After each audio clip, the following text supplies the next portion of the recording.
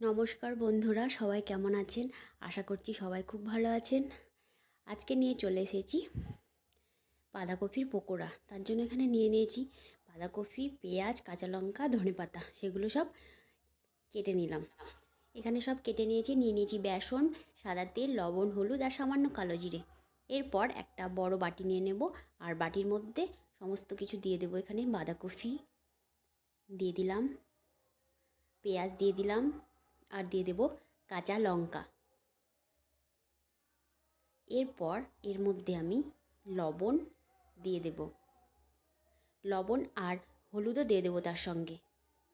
লবণ আর হলুদ দেওয়া হয়ে গেছে। এরপর আমি লবণ আর হলুদ দিয়ে দিয়েছি, মাখিয়ে নেব। লবণ আর হলুদ দিয়ে মাখিয়ে নিলে বেশ নরম হয়ে যায় বাঁধাকপিগুলো, আর একটু জলটাও বেরিয়ে যায় বাঁধাকপি থেকে। এরপর আমি এর মধ্যে দিয়ে দেব বেসন।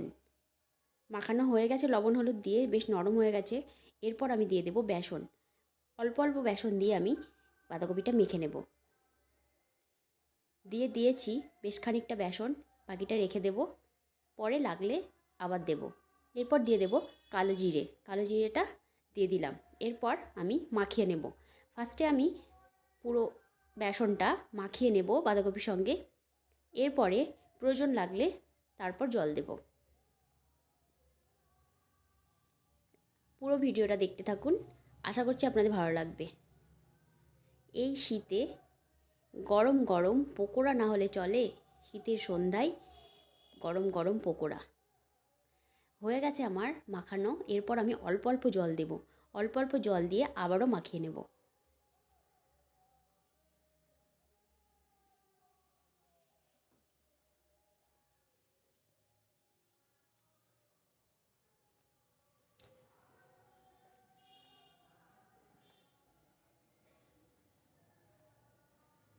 হয়ে গেছে। এরপর দিয়ে দেব ধনেপাতা। ধনেপাতাটা দিয়ে ভালো মতো আবারও মাখিয়ে নেব।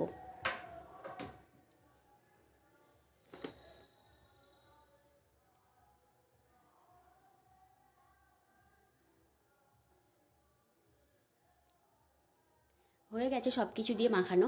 সব শেষে আমি দিয়ে দেবো এর মধ্যে সামান্য লঙ্কার গুঁড়ো, আর দিয়ে দেব সামান্য জিরের গুঁড়ো। এটা সবাই দেয় না, আমি দিয়েছি, প্রচণ্ড ভালো হয় খেতে। এরপরে আবারও সব কিছু দিয়ে মাখিয়ে নেব, ভালো মতো মাখিয়ে নেব।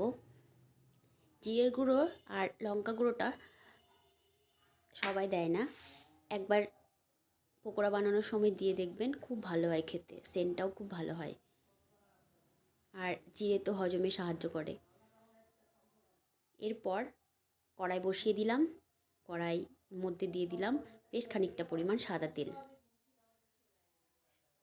সাদা তেলটা দিয়ে দিয়েছি, গরম হয়েছে কিনা দেখে নিচ্ছি। গরম হয়নি, এখন একটু বাকি আছে। এবার গরম হয়ে গেছে। এবার এক এক করে আমি পকোড়াগুলো দিয়ে দেব তেলের মধ্যে। এইভাবে ছোটো ছোটো করে দেব।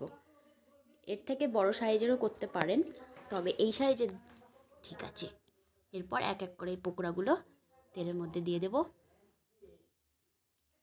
এইভাবে একবার বাঁধাকপি আর ধনেপাতা আর পেঁয়াজ সব কিছু দিয়ে পকোড়া বানিয়ে এই শীতের সন্ধ্যায় খাবেন, প্রচণ্ড ভালো হয় খেতে, আর জমে যাবে শীতের সন্ধ্যায়। পকোড়াগুলো একদিক ভাজা হয়ে গেছে, অন্যদিকে উল্টে দেব।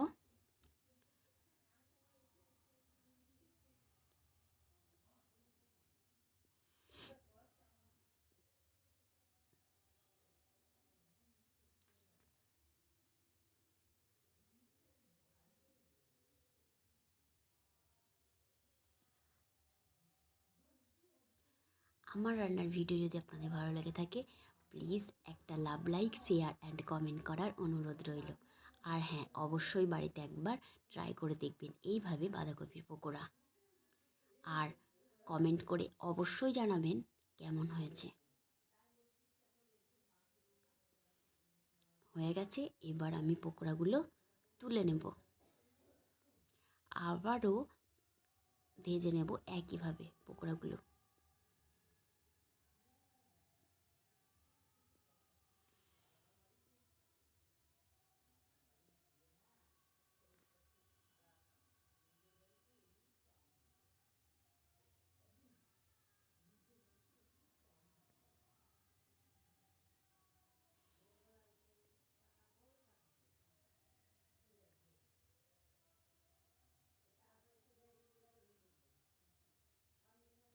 দিয়ে দিলাম, দিয়ে দেওয়া হয়ে গেছে সবগুলো, ভাজাও হয়ে গেছে একদিক।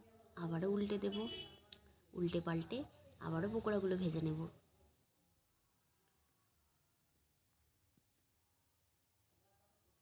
হয়ে গেছে পকোড়াগুলো ভাজা, পকোড়াগুলো এবার তুলে নেব।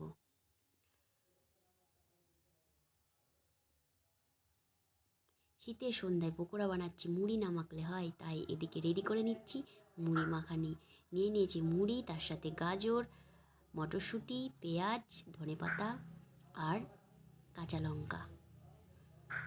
মুড়িটা মাখিয়ে নেব, সব কিছু দিয়ে দিলাম মুড়ির মধ্যে। এরপর দিয়ে দেব সর্ষের তেল, দিয়ে দিলাম সর্ষের তেল, আর দিয়ে দেব বিট লবণ। এরপর মুড়িটাকেও মাখিয়ে নেব। কে কে পছন্দ করেন চপ বা পকোড়ার সাথে এরকম মুড়ি মাখানি, অবশ্যই কমেন্ট করে জানিও কে কে পছন্দ করো। আমার তো খুব ভালো লাগে, আর মুড়ি আমার খুব পছন্দের। রেডি আমার বাঁধাকপির পকোড়া, তার সাথে মুড়ি মাখানি।